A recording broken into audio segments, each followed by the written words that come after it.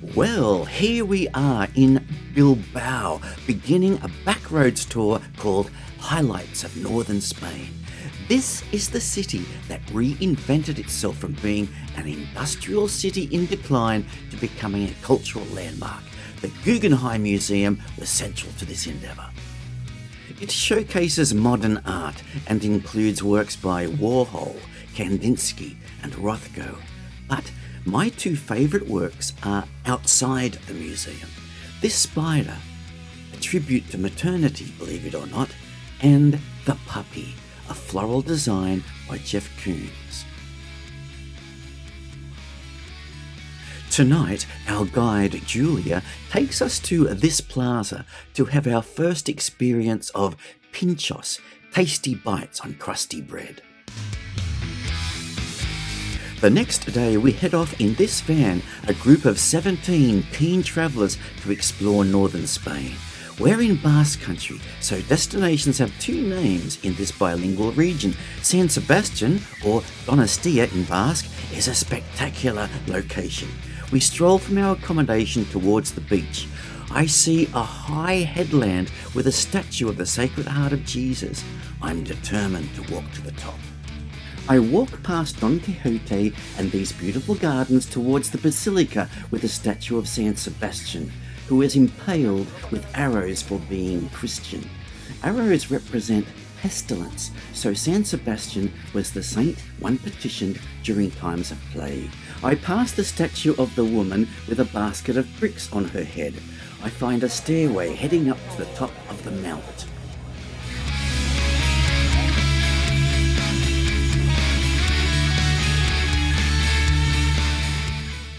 There is a 12th century fort up here built to protect the city, but it's the view that I've come for.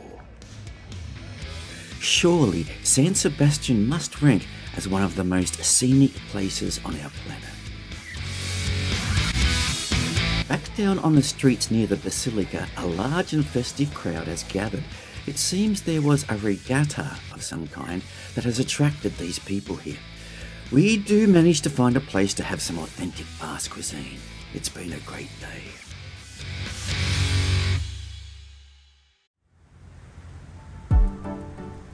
Basque culture extends into France, and Bayonne is considered to be the capital of French Basque country. Bayonne was the first place chocolate was made in France and is considered its historic capital.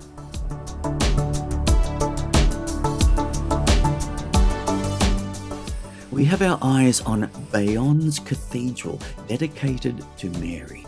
These relief sculptures capture my attention, and this one shows that the cathedral stands on the pilgrimage way of Santiago de Compostela. The interior is a stunning example of Gothic architecture.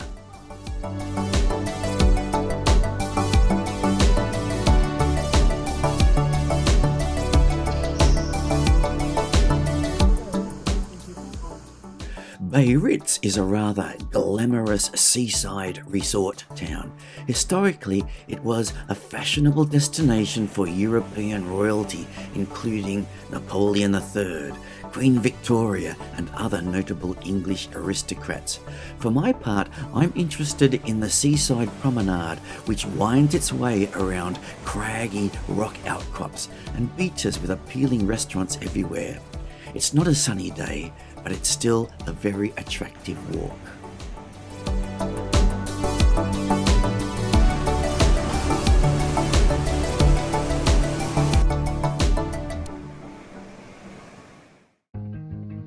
Saint Jean de Luz is a fishing port on the Basque coast.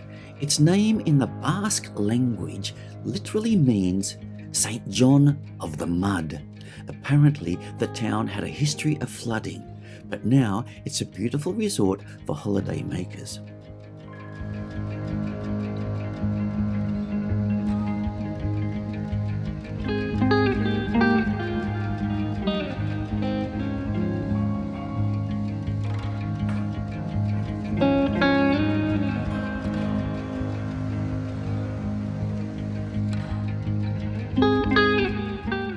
This church with an austere exterior has an amazing interior, all of which is built with wood rather than stone. It's the Church of St. John the Baptist, after whom the town is named. The altarpiece of the church is made of wood, not stone.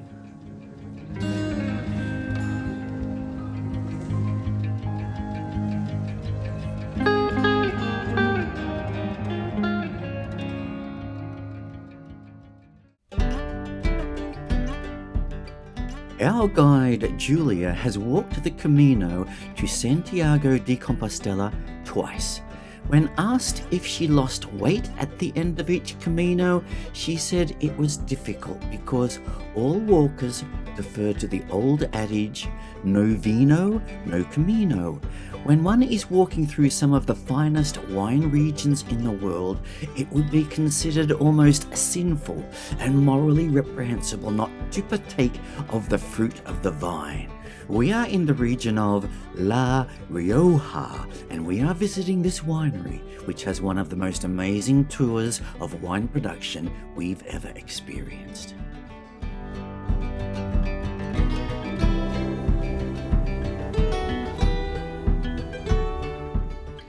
The heart of this wine-growing area is Laguardia. Founded in the 10th century, its name means the guard, and it was built as a defensive stronghold. The town is still surrounded by its original ramparts and can be entered through this gate. Above an entryway there is a tile bearing this inscription: "Peace to those who arrive, health to those who live, happiness to those who leave," which is quite nice. With its ancient streets and ramparts, a walk through the town is like stepping back in time. We look for a mirador or lookout. When we find it, we are pleasantly surprised by this walkway through an avenue of trees, and the backdrop for this beautiful walk are the Cantabrian Mountains.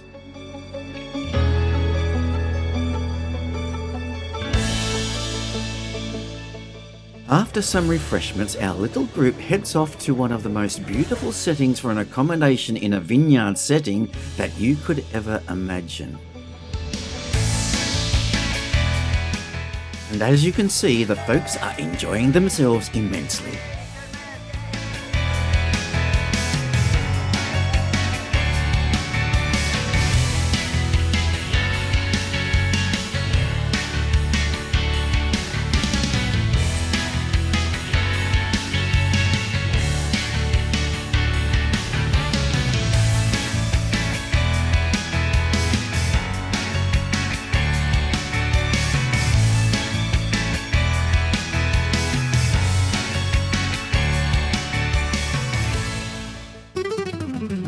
Pamplona.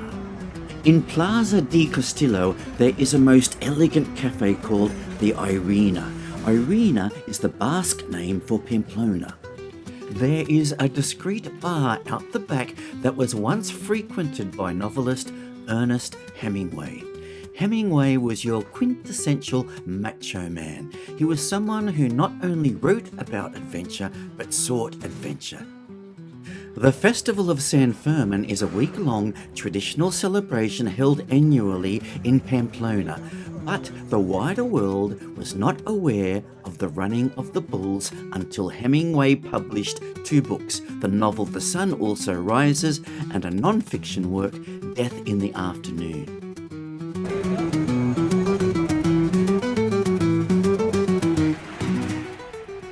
Hemingway described the running of the bulls as a chaotic, exhilarating human torrent of people running ahead of the glistening, sinister bulls.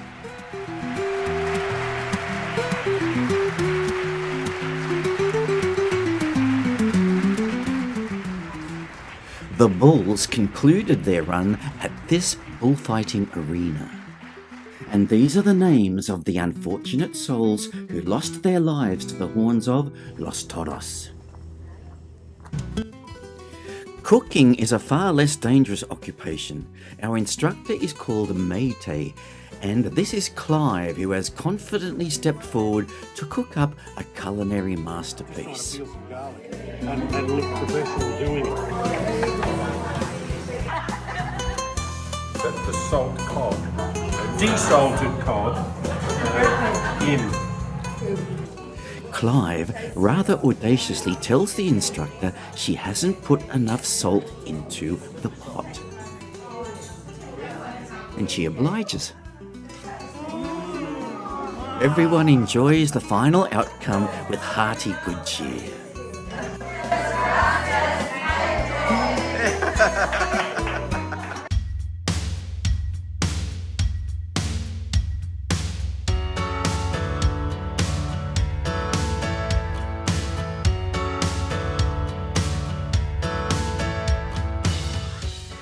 We've arrived at Boltana, and we are staying here in this monastery, built in the 17th century by the order of the Discalced Carmelites. The Carmelites chose this location for its tranquility, natural beauty, favourable Mediterranean climate, and strategic position next to the Ara River. Nearby is the hilltop town of Boltana. We stroll around and decide whether or not to walk further uphill to the Castillo or castle. But no, we are short of time because we have arranged a taxi to take us to another hilltop medieval village called Ainsa.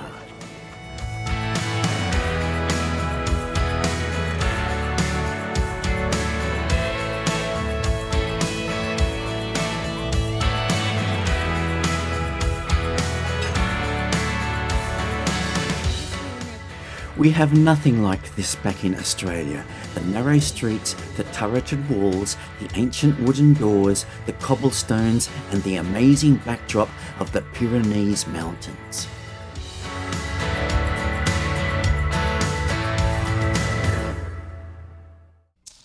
Lleida is an ancient city in Spain's northeastern Catalonia region. A Gothic Romanesque cathedral in a ruined hilltop fortress towers over the city. Do we get tired of visiting so many churches? Not when they are as interesting as this one. Have you heard of the Spanish War of Succession? I didn't know much about it either.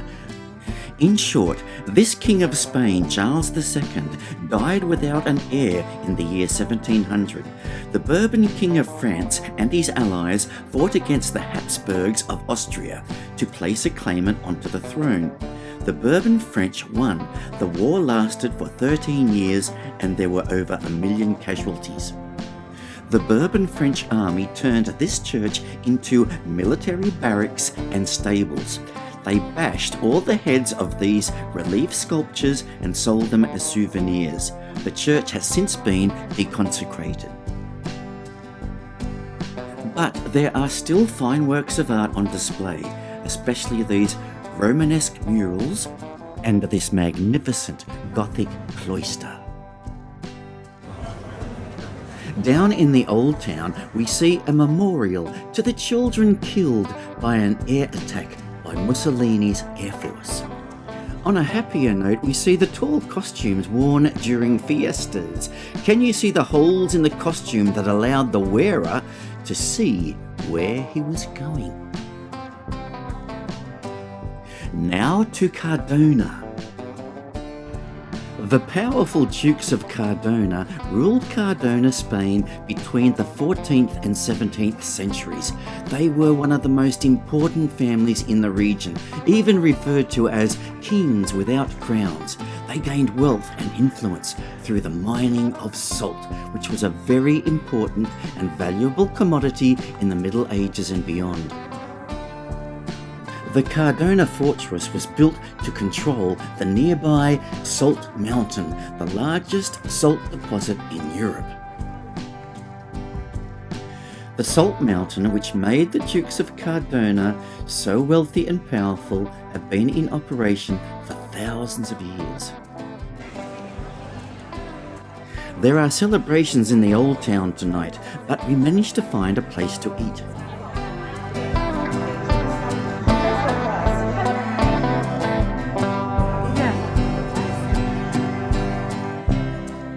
There is a youthful gathering in the town's arena. What are these teenagers up to, climbing these knotted ropes? When the trumpet sounds, we see a young bull charging into the arena. The aim of this sport seems to be to attract the bull's attention and then, when it charges towards you, perform some kind of cunning maneuver to get out of its way. As the night progressed, I found myself rooting for the bull.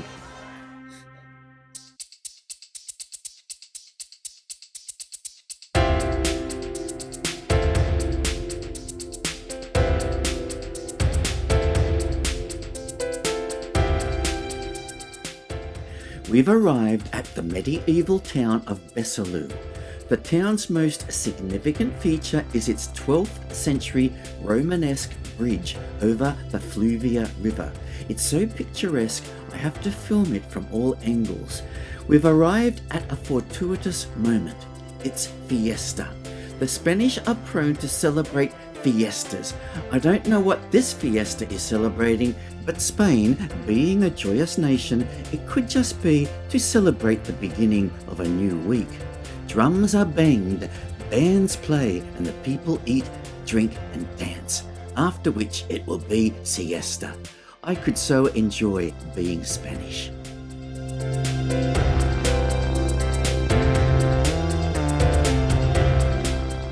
We've arrived at El Port de la Selva on the Mediterranean coast. It's an important fishing village and coastal tourist destination with some great seafood restaurants. And nearby is the city of Girona, sometimes called the City of Myth and Legend.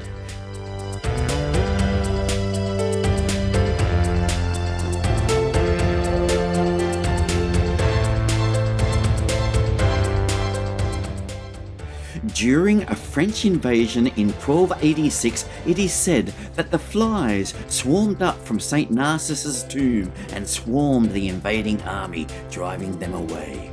So the humble fly is held in high regard here in Girona. There is the legend of the witch who threw stones at the cathedral and was turned to stone herself as punishment.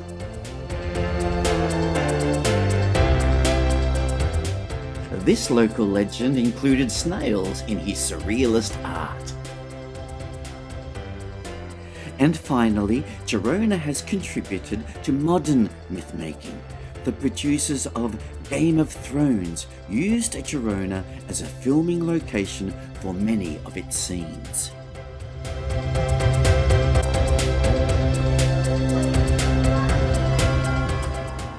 I might add that Girona is a major international hub for bicycle riders.